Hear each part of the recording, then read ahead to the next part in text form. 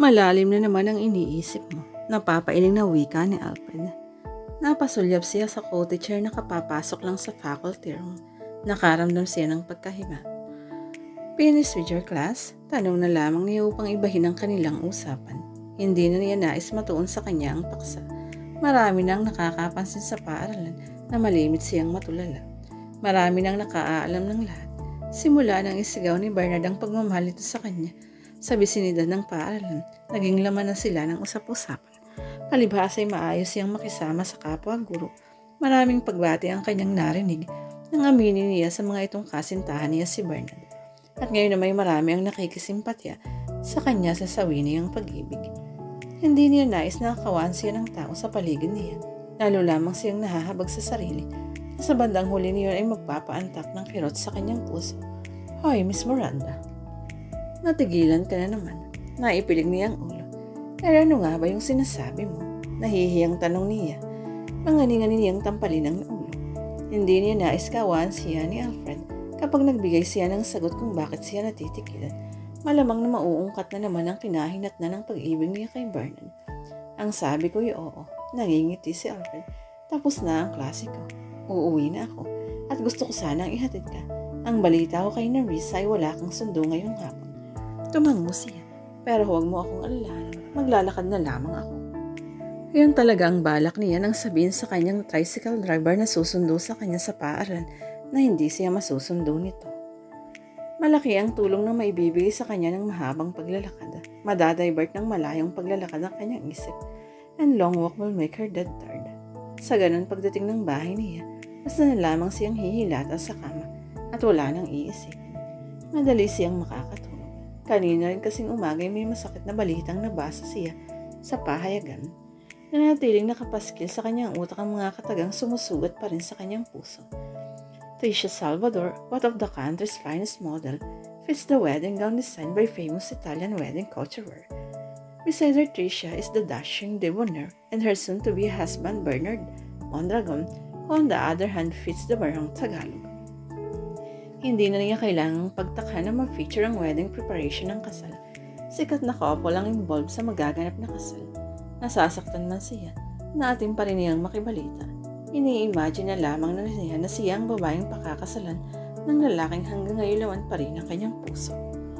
Ang mga mata ni Alfred na titig sa kanya ay muling nagpabalik sa naglalayag niyang diwa. Hindi kita mapapayagang umuwi sa bahay ninyo. Pagkaway ka nito. Di bali na lang, nakakahiya naman sa girlfriend mo. Simula nang magkanobya ito na nagngangalang Marivic, bihira na silang magkausap at magkasabay sa pag-uwi. Hindi mo dapat ipag-alala ang bagay na yun. Hindi silosa si Marivic. At saka naroon siya sa kabilang bayan upang umattend ng retreat.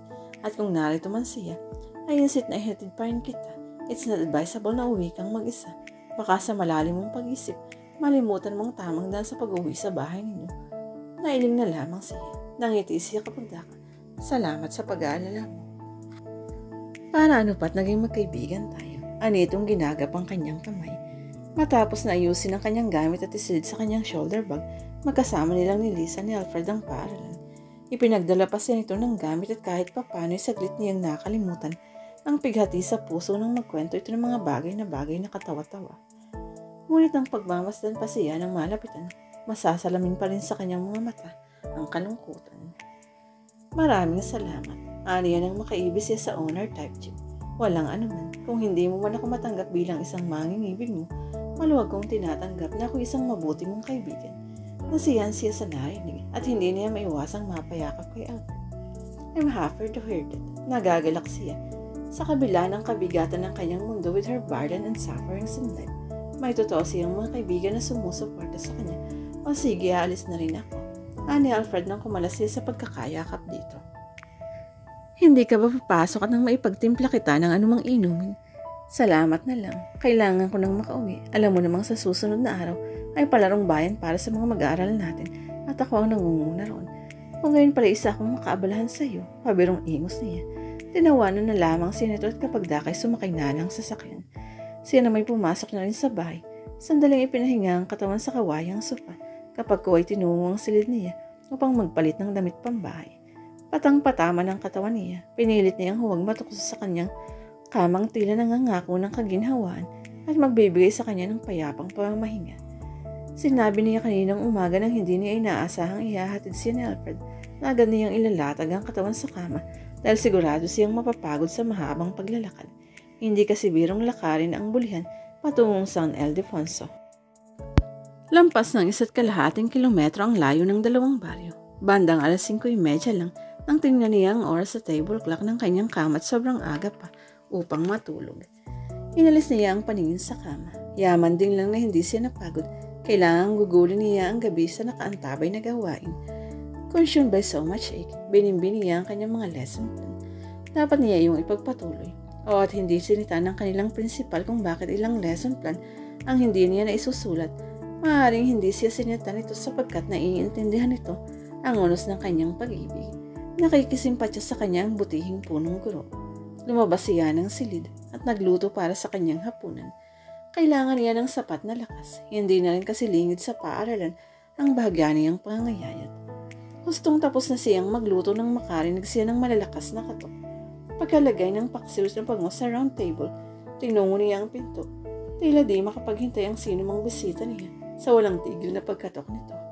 Otomatiko ang pagmarka ng disgusto sa mukha ng dalaga nang bumulaga rito ang kanyang bisita.